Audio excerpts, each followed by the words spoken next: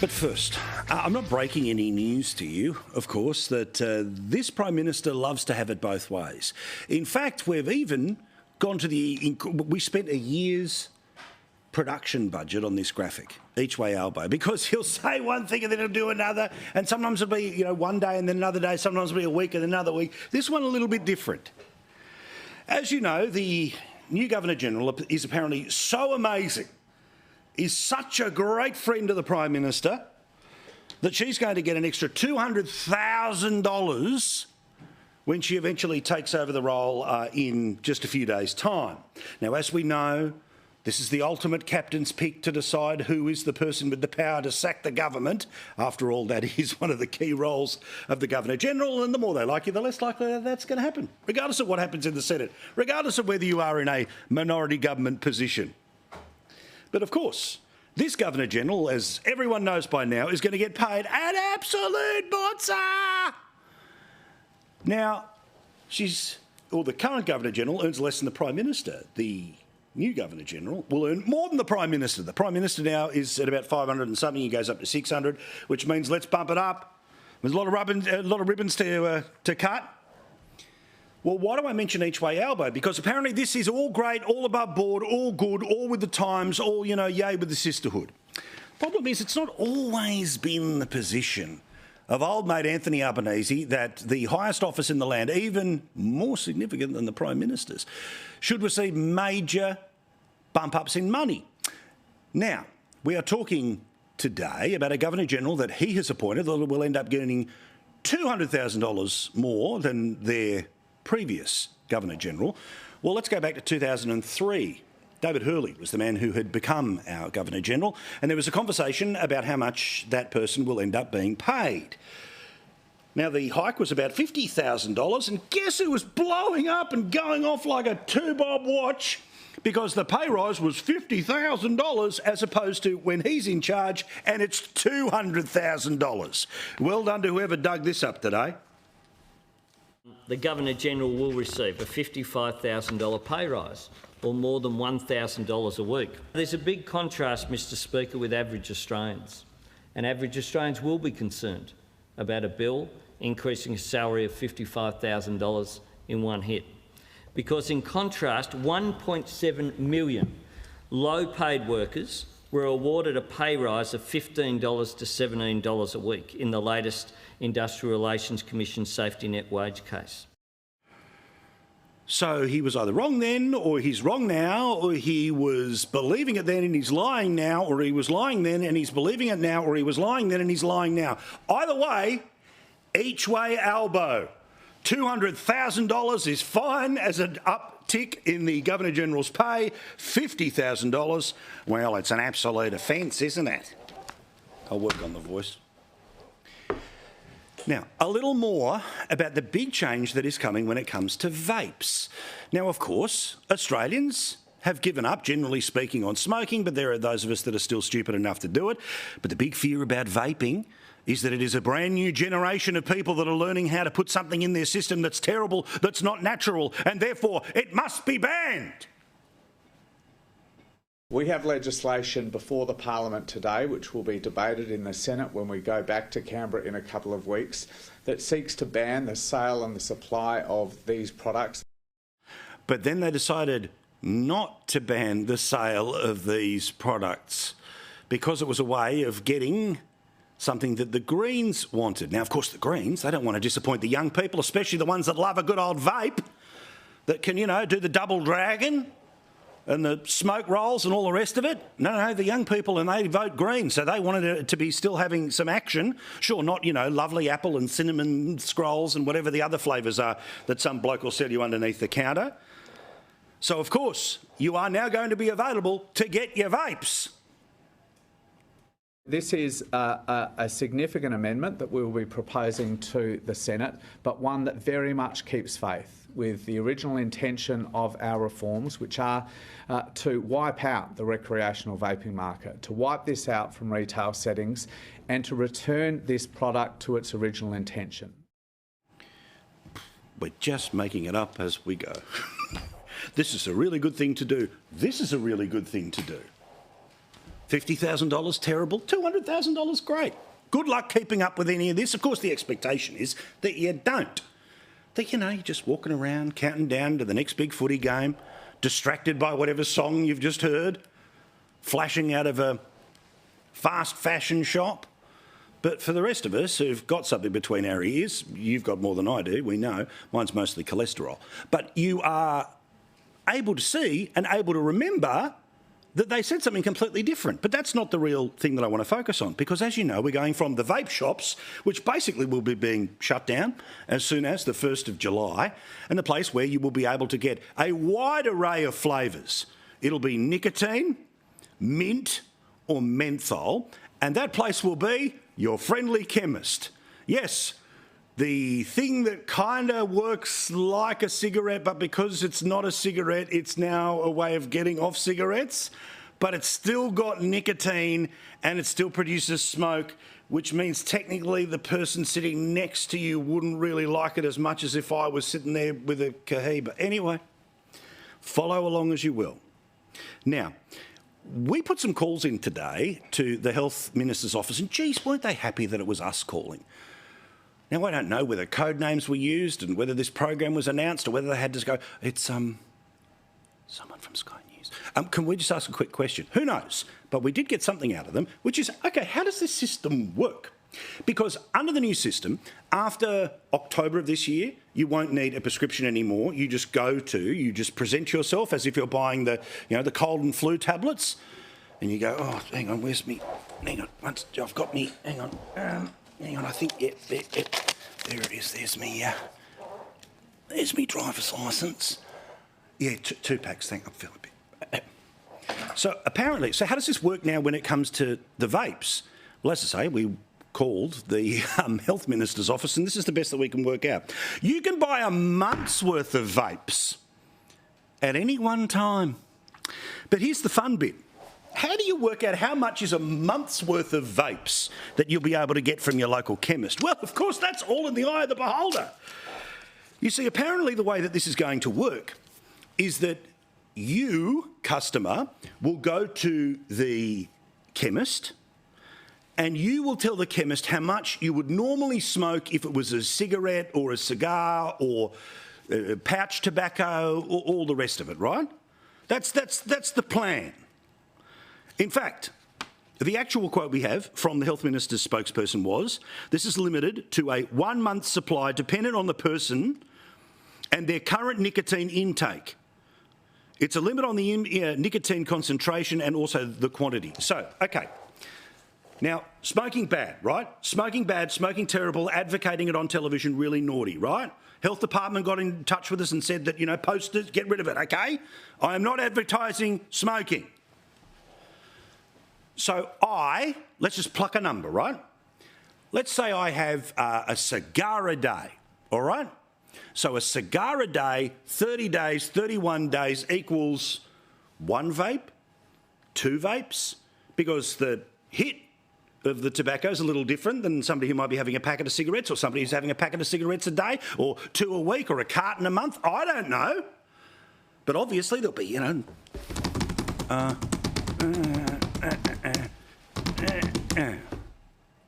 3 vapes for you. This is how the system will work. Now, there's no way you will have to prove that you are somebody who is a carton a week or a packet a day or a 30 cigars a month person, and you will end up with the vapes. And do you know an extra thing that's amazing on top of this system? You don't have to pay any tax. So if you purchase any of those existing tobacco products, of course, you pay tax. It'll be going up again, I think, 1st of September. 3 times a year they put it up. Why? Because they want to make you give up because it's too expensive. It's called a price disincentive, you see, which is why they keep putting the tax up. So eventually you go, look, I'd really like one, but geez, it's expensive. All right, give it up. But now you can go to the chemist telling them that you're a pack a day, a carton a fortnight, make up a number. You don't have to prove it. There's no way to prove it. And you will end up getting X amount of vapes. And you can have your selection, whether it's going to taste like tobacco or it's going to taste like mint or menthol, their choice. All of these, of course, have to be stored somewhere, which means someone may start to target your local chemist when they've currently been targeting your local tobacconist, but who knows? This is the Greens' idea. This is the great idea about how to deal with this system. And there's no tax. So even if you're somebody who absolutely loathes tobacco, like 90% of the country that doesn't smoke, and gets the Harry hits when someone like me will light up somewhere and you put that stick smell. Well, of course, the taxation that comes through each and every year is the best part of what, 10, 11, 12, 14 billion dollars that exclusively comes out of the taxes that people pay who smoke tobacco. Now, of course, that means that money goes back in and you end up with a federal budget surplus, which is what they currently have, or I might dangerously say you are well and truly paying for your and for other people's eventual interaction with the health system. But under this amazing new idea, no tax, no limit, no proof, just ask,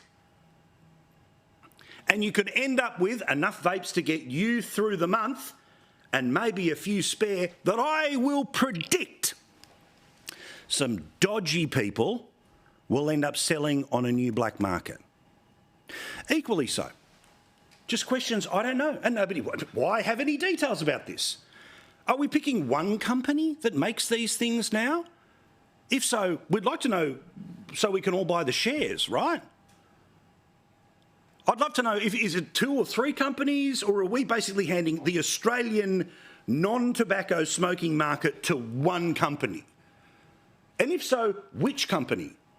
And how was this negotiated? And has this been decided? Or will this just be decided and one day we'll read about it 4 months after it's happened?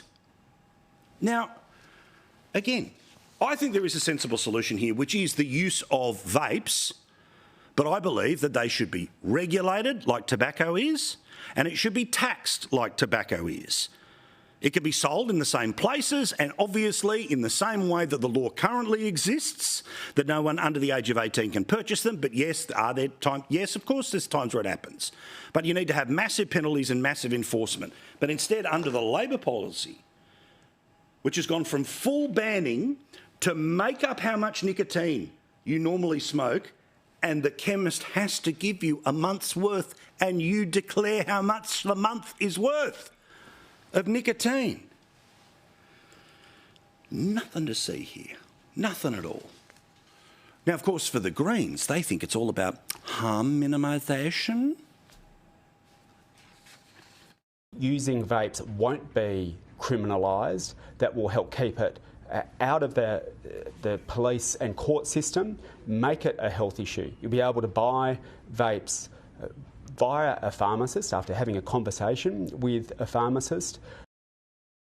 But then, ironically, one of the people who's going to be voting for the legalisation or this sort of permission system and the make up the numbers as you go along will, of course, be Senator Hanson-Young, who we know hates vaping for a perhaps different reason than the people who used to hate vaping. We know there's a lot of pollution because of vaping. Wow. And she gets 6 years in the Senate every time she gets re-elected. What a hateful and misogynistic thing for him to say. Or sometimes we just can laugh with you, always with you, Senator.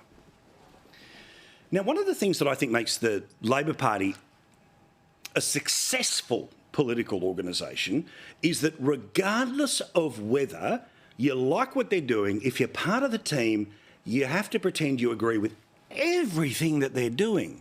Why? Because the Labor Party has a thing called a caucus. This means every single member of the party gets to go behind closed doors, and one says, let's go this way, and one says, that let's go that way, and then they have a vote and they decide they're going to go this way, which is not the way you wanted to go. But as soon as you walk outside, you've got to say, I completely agree, we should have always gone that way. Perfect example of this was Penny Wong. Remember the absurdity when Julia Gillard says, yeah, nah, to same-sex marriage, for whatever reason, that would be too big a shock when she was the Prime Minister, we had to believe that this openly gay woman was completely cool with the idea that her government was going to go against same-sex marriage. In fact, here's the receipt that we have, way back from 2010. And of course, we know it was all BS at the time because, of course, this was her reaction when same-sex marriage was legalised under a Liberal government. Oh, that's right. It happened under a Liberal government? Wow. A couple of years later. But that's the way it works. Stick together. No one has a go at the system. Nobody complains. Anyone who complains, the system turns on them. Conversely, the Liberal Party, much more fair, and they're able to say people can cross the floor and disagree, and that's all fine. But in terms of message discipline, it means that, generally speaking, with the Liberal Party, think about it as a third of bedwetters, a third of right-wingers and a third of left-wingers, depending how that turned out on your screen. And at any one time, the bedwetters choose to go to the left or to the right. And whichever third are left out of the two-thirds, they're the ones that you see on TV always, generally, piddling from a great height on whatever the idea is that the Liberal Party is doing. When it comes to the left, that was about they're not doing enough on climate change, or where is all the same-sex marriage stuff? And all of those MPs, of course, were returned to Parliament by centre... No, that's right, they were all wiped out by the Teals. Anyway, so the Liberal Party then ends up in this situation where people can sort of openly question and openly have a go, and that's good for the system, but it's very bad when you're trying to have a bit of message discipline. You end up looking like you're fighting amongst yourself, but in actual fact, the Labor Party also fights amongst itself. They just do it behind a closed door. As you may have heard by now, Labor Senator from Western Australia, elected to the Parliament at the last election. She's there for 6 years. In a vote today, which was about recognising Palestine as a country, and if you would like a two-state solution, probably at some point going to have to recognise both of the states. When and how, that's a debate for another time, and let's not do it now. So, of course, she turns around and she says, I'm voting against my party. Now, the technical term in Canberra they all love is cross the floor, cross the floor. No, she voted against her own government. To give you an idea of how rare this is, according to the ABC, it's the first time a Labor politician has crossed the floor while Labor is in government since 1986. Since 1986. Yet, this Prime Minister, desperate not to offend Islamic voters who, as we have shown you before, are raging up in a campaign right now, suggesting that Arab and Muslim voters, according to SBS, are starting to get the Harry hits with Labor because they're not coming out against Israel enough. And they're out there saying Muslim vote matters and we could decide 20 seats if we go this way and we go that way. And even the lefties over at the Saturday paper, yeah, don't worry if you haven't heard of it, the Saturday paper, it's sort of really the Saturday papers, but yeah, anyway, don't worry about it. So, of course, will this person be punished for doing the first thing against her own government since 1986? Of course not. Why? Because this is a piss-weak Prime Minister. Oh, sorry, what's the proper term I'm supposed to use? Weak and rattled Prime Minister. I apologise. A weak and rattled Prime Minister. So for the first time since 1986, a Labor person has voted against their own government. For whatever reason, but it ain't the way the system works. Penny Wong had to pretend she was against same-sex marriage. This senator from Western Australia creates Labor Party history because the Labor Party does not want to throw the Muslim vote away and certainly does not want to throw them into the arms of the Greens, who are the ones pushing the votes for the recognition of Palestine in order to get two countries recognised for the two-state solution. The Labor Party will take no action. None. Not suspended, no inquiry, no expulsion. So I would now like to appeal to all of the other Labor MPs who would like to cross the floor when they know they're doing the wrong thing. For example, nuclear ban, climate change, vape policy. Because clearly there's no consequences. Or does that rule only apply to this senator and this issue? It's a bit like every time they fight the Greens. They're not actually fighting the Greens. Now, I gave a challenge to my friends, my mates, my buddies, my soulmates, my pals in the wider press gallery in Canberra. Now, look, I love the Sky News people. I love a couple of people outside of it, but generally speaking, the feelings are mutual. And they're all about, if they wanted to, they could get all Canberra Colombo and remember who knew what and where and all of that stuff we got for a couple of years about a senator's office and who went where and who knew and what and lift up the cup. All the details were there to be followed. And I threw out the challenge to them, can you help us answer a couple of questions? A couple of questions about Matt Kean joining Albo's team while heading up the Climate Authority. That will, among other things, set the target for 2035, which is expected to be anywhere between 65 and 75% reduction of 1% of the world's global emissions. China, of course, will continue to do whatever it wants with 30% of global emissions until 2030. But Matt Kean will be in charge of the organisation that will decide what those targets are, and then the government says, it's not our choice. It's not our choice. It was an independent organisation that told us what to do. Even though you've just seen they've handpicked the guy. Well, as you remember, Matt Kean, last Tuesday, was still a member of the New South Wales Parliament. Actually, he's technically still a member of the New South Wales Parliament because the resignation hasn't come into effect yet, but whatever. 1 week ago is when Matt Kean decided that he was done with politics.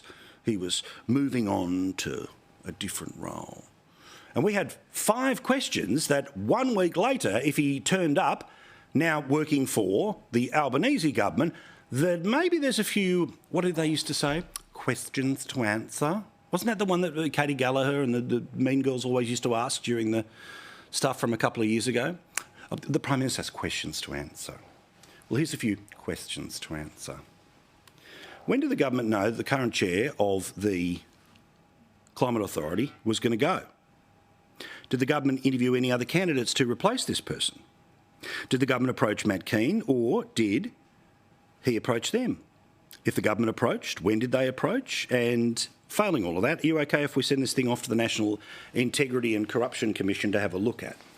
Well, I predicted last night that we were going to get a couple of answers to these questions via friendly media, which is why there was this story which popped up in the Channel 9 news services over the past few hours, which has told us exactly the behind the scenes about who and what and when and how many of those questions they can or can't answer.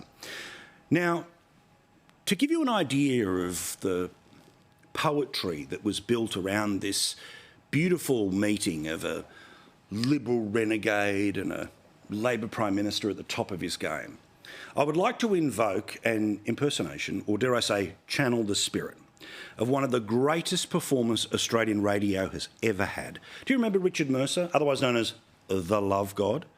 The Love God, who appeared, of course, on many stations around the country, most famously Mix 106.5 in Sydney and many versions of it around the Australian radio network a few years ago. Well, you may well remember that he would read out love letters and all the rest of it, and there'd be sexy music underneath it. Well, cue the sexy music.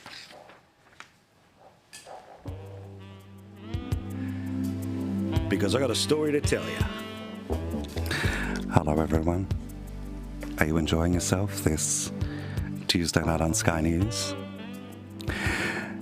Matt Kean was heading home on the train one Friday afternoon 5 weeks ago when his mobile phone lit up with an unexpected call from the Federal Climate Change and Energy Minister, Chris Bowen. Kean, the former Liberal New South Wales Treasurer and Energy Minister, was in a crowded carriage on Sydney's North Shore line and unprepared for what Bowen was about to suggest. A new job at the peak agency setting climate change targets for the country.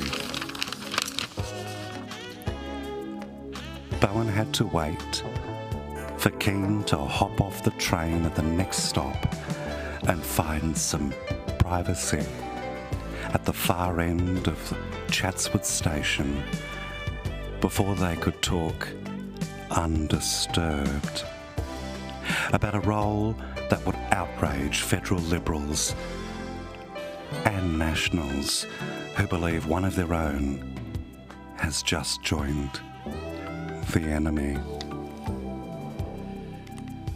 Okay, that's enough music, thank you. Now, you may recall that Matt Kean also turned around and told us just 1 week ago that he'd been thinking about it for some time. Yes, that's true, but he was leaving New South Wales politics for a job in the private sector. Roll the tape. I won't be running for federal parliament. I intend on pursuing a career in the private sector. The private sector? Well, hang on.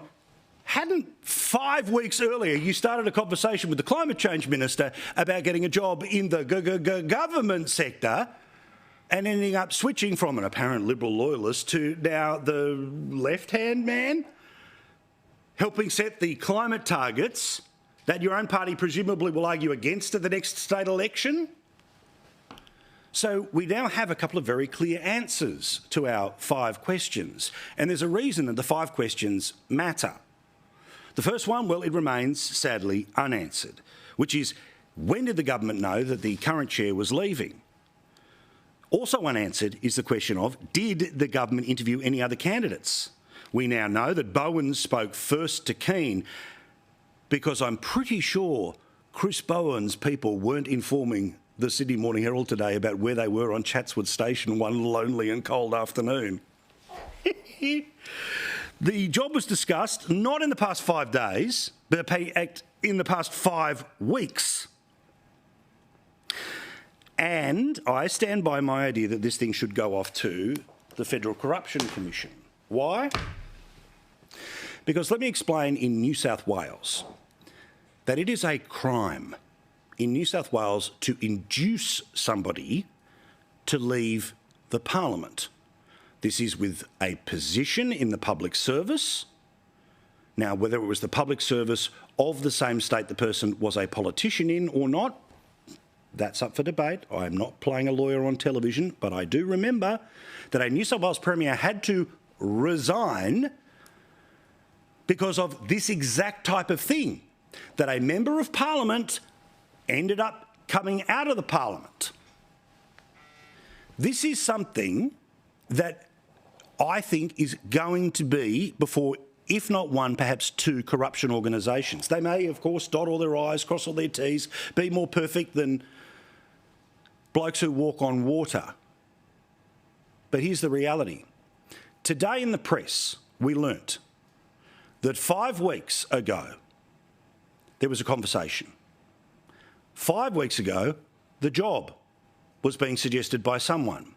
That seems to have been the major choice in why somebody left the parliament. This is going to get bigger if anyone has the balls to pick up the magnifying glass and get involved in a bit of Canberra Colombo. Don't write the Mills and Boon version of 2 star-crossed politicians forbidden by their Montague and Capulet-like political parties until they eventually found each other in their own eyes. Did someone help Matt Kean make a decision that he wasn't already beginning to make? Matt Kean says, I was thinking about it for some time, but he said 1 week ago, not that he was leaving for the government sector, but that he was leaving for the private sector. He gets a new job within 1 week in the government sector. Now, we were supposed to believe that all of this was happening really quickly. It's been happening for 5 weeks. If anyone's got the guts or the balls in the Canberra Press Gallery, after you. Or do we only really care about things when they hurt the other side of politics? There's something in this. I've just got a feeling there's something in this. And I want somebody serious to investigate it so they can tell us whether there's nothing to see here or there was always something plenty to see here. Now, in a second, we're going to get to our debate with Holly Hughes and with Stephen Conroy. But first, I want to talk, of course, about Trump debate and the countdown to it all. Friday. Now, coverage starts all the way through the morning. I'm going to pop up with Laura Jays about 10:30, Sydney, Melbourne, Brisbane, Canberra time. Then the event kicks off at 11 a.m. It goes for about 90 minutes. And then I will be watching the debate with the wonderful Rita Panahi, and highlights of our piss take of it all will be up at skynews.com.au in the afternoon. So online, on air, in your phone, on app, free to wear, Foxtel, Flash, wherever you watch us. However you hear us via iHeartRadio or anything else, sorry, the Nova player I should say now. Now, if you would like to be part of it, make sure you pay attention all weekend long. But anyway, there could be a chance this thing may not happen. Why? Because this happened today on CNN.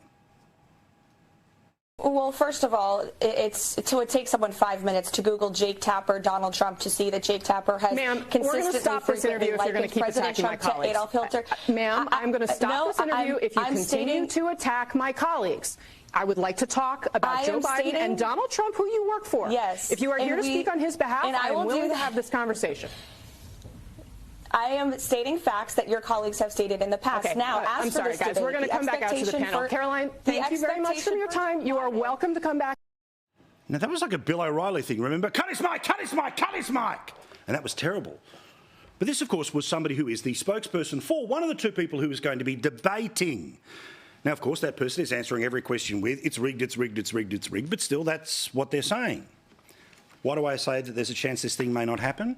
Because there are two ways to really stay across what's happening in American politics. One is to check out what's happening on MSNBC. The other is to try to find out what MAGA media is talking about. And the id of MAGA media is a guy called Steve Bannon. He's about to go to jail himself, but he'll be out in time to vote for the president, but he won't be able to speak on his behalf. He has got one hell of a pulpit via the War Room and Real America's Voice, where for multiple hours a day, he kind of telegraphs the play of where MAGA's going to end up. And he says, because CNN did that to a representative of Trump, they clearly won't be good enough to Trump, so Trump should pull out. Cassie Hunt owes you an apology. CNN owes you an apology today. And if we don't get that apology to Caroline Leavitt and to the Trump campaign and to MAGA today, President Trump should cancel this. It's not 3-on-1. They have the entire news apparatus, because she had a producer. You know, Caroline, you've done so much TV. She had a producer in her ear saying, cut her off, cut her off. There is no indication that that is going to happen, but often what Bannon says ends up being what MAGA calls for, and we of course know there is no Trump without MAGA and there is no MAGA without Trump.